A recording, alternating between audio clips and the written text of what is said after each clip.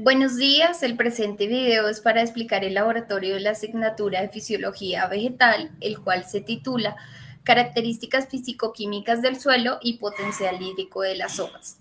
Es presentado por Paula Pavas, Jorge Gutiérrez y quien les habla, Brini Torres.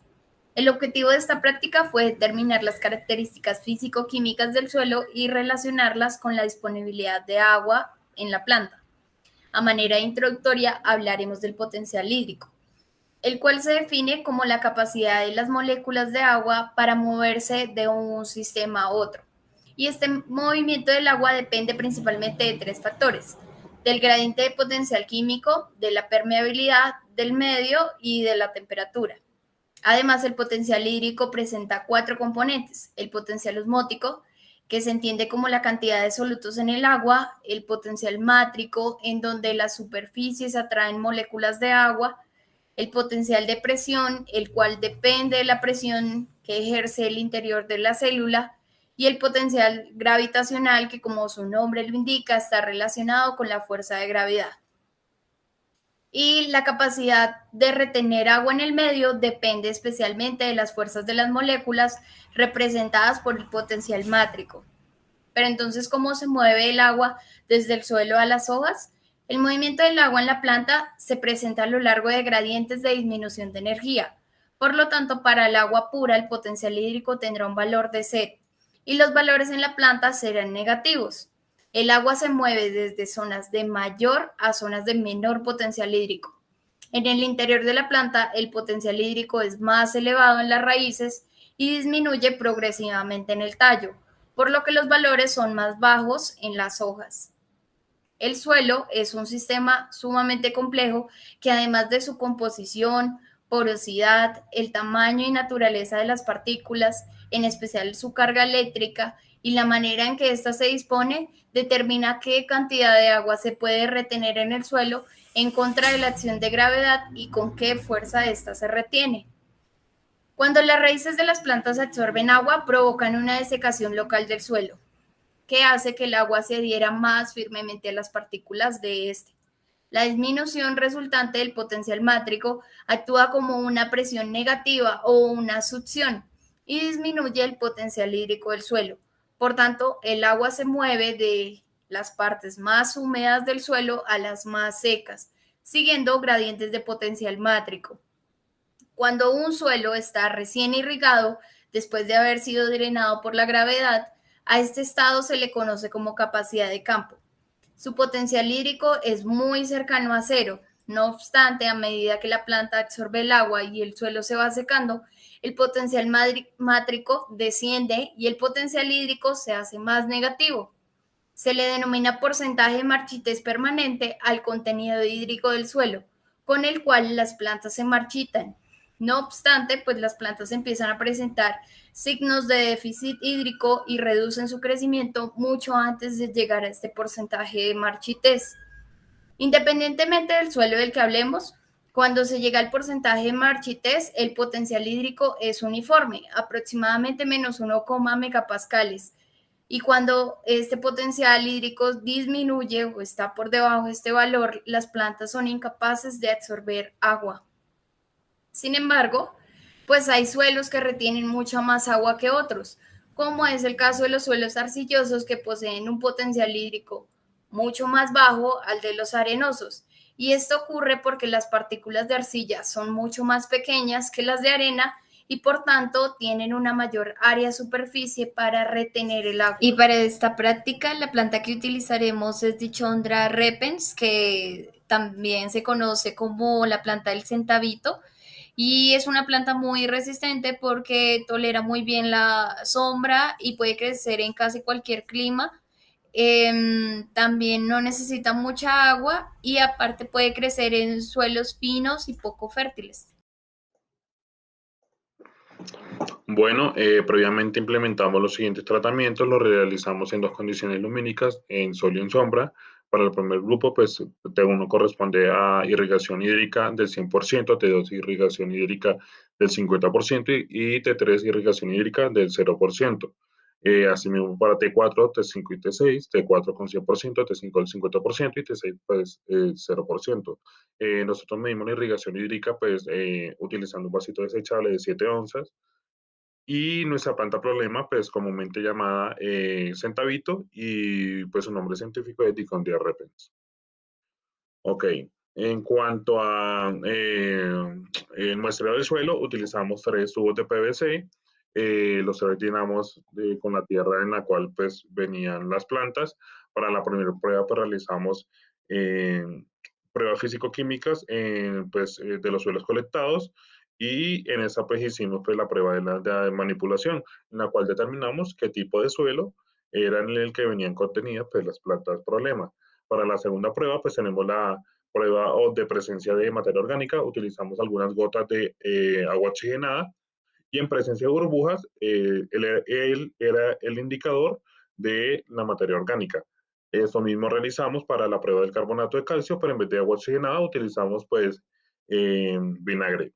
Y en cuanto a la capacidad de campo y punto de marchitez permanente, pues utilizamos este suelo tratado y lo depositamos en bolsas de papel craft. Estas las incorporamos a un horno durante 4 días a 65 grados centígrados y posteriormente a ello pues pesamos las muestras.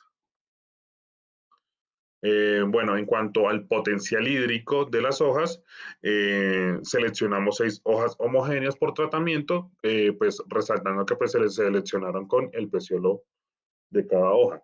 Lo dividimos como está estipulado en la imagen superior, lo dividimos por tratamientos y a cada tratamiento le dividimos en 2 grupos.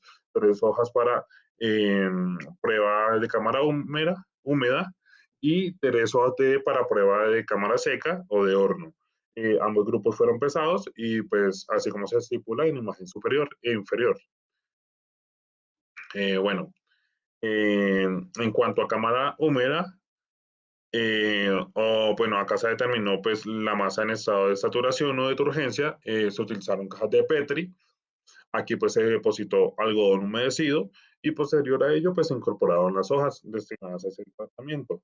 Las hojas estipuladas para cámara seca pues se metieron en bolsas de papel craft y pues fueron sometidas a un horno durante 4 días a una temperatura de 65 grados centígrados. Bueno, en cuanto a los cálculos, pues se obtiene que el contenido hídrico se calculó mediante la masa fresca menos masa seca sobre masa seca por 100 y el contenido hídrico relativo se calculó mediante masa fresca menos masa seca, esto sobre la masa a plena turgencia, es decir, cuando estaba hidratada, y se rezó en masa seca y se multiplicó esto por 10. Bueno, entonces para los resultados en humedad disponible del suelo, teniendo en cuenta que es un suelo arenoso, estos suelos generalmente tienen muy poca materia orgánica, nosotros obtuvimos positivo para materia orgánica, suelen ser ácidos, pero tuvimos positivo para carbonato de calcio. Estos suelos suelen ser muy poco fértiles y requieren de un riego continuo en términos agronómicos, por esto no es recomendable su uso. Tenemos los 2 tratamientos, punto de marchitez permanente y capacidad de campo, donde los pesos frescos van a ser diferentes dadas las cantidades irrigatorias de agua proporcionadas. En el tratamiento de capacidad de campo completo, entonces como fue irrigado constantemente, además de que fue almacenado en lugares de retención de agua como la matera y de compactamiento, pues suele tener mayor humedad de este suelo. Cuando lo horneamos, pues disminuyó significativamente el peso, dada la evapotranspiración del agua que presentaba el suelo. Caso contrario, ocurre en el punto de marchitez permanente, porque aquí nunca se irrigó el agua, entonces solo el contenido hídrico que presentaba esta muestra estaba predeterminado antes del tratamiento. Pero pues igual, nosotros aquí observamos una disminución mínima del peso, dada la evapotranspiración del agua. Esto está obviamente relacionado directamente a la humedad del suelo disponible para cada planta. Entonces, aquellos tratamientos que tengan el punto de marchitez permanente o cero irrigación van a obtener un 20% más o menos de humedad del suelo, comparados con el de capacidad de carga completa que tienen alrededor del 84%. Esto va a afectar en el contenido hídrico relativo en las hojas. Si ustedes desean, pueden ingresar al código QR y los va a direccionar a un PDF donde van a encontrar los datos completos para cada tratamiento con sus respectivos cálculos.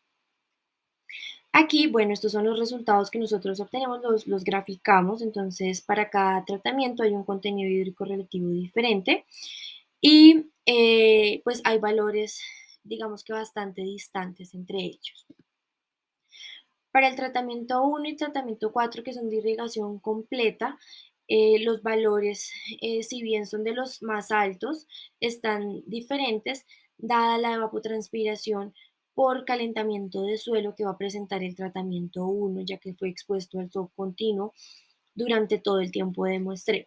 En comparación con sombras, donde el calentamiento va a ser mínimo, entonces la evapotranspiración de agua por estos efectos también se reduce.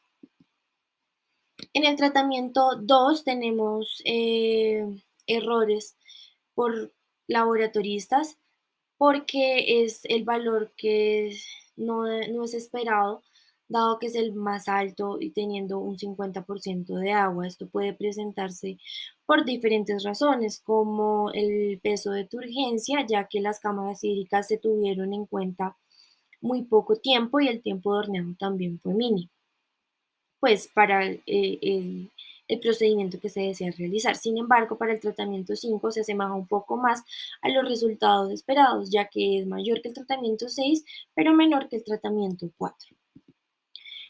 Ahora, en los tratamientos 3 y en los tratamientos y en el tratamiento 6, que no tienen irrigación de agua nula, igual tenemos una diferencia significativa en comparación con los demás tratamientos que sí fueron irrigados. Sin embargo, en el tratamiento 3, por nuevamente cuestiones de evapotranspiración del agua, se va a evidenciar diferencias significativas menores comparados con el tratamiento 6. Bueno, ya para finalizar, entonces vemos las diferencias morfológicas a simple ojo entre los dos tratamientos lumínicos de sol y sombra y las diferentes irrigaciones.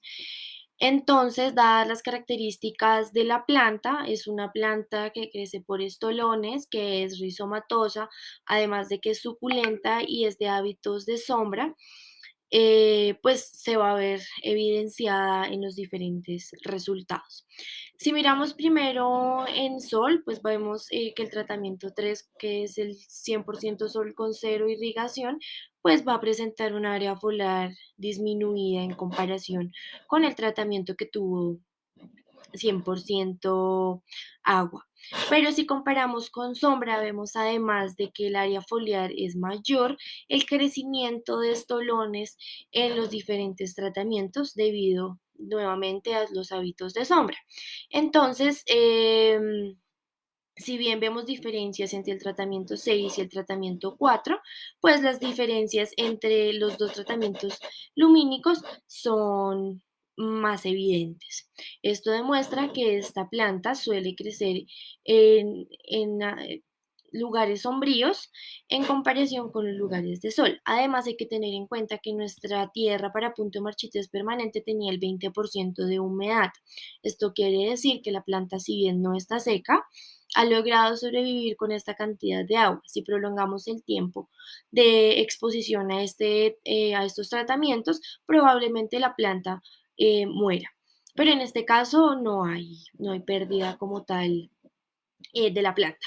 Sin embargo, algo que podría ayudarle a esta planta a permanecer en este ambiente extremo sin agua y sol es sus cualidades foliares. Entonces vemos que es una hoja algo suculenta y que es arriñonada. Entonces el almacenamiento de agua dentro de estas hojas suele ser mayor que una planta, digamos que convencional. Esto sería todo. Muchas gracias.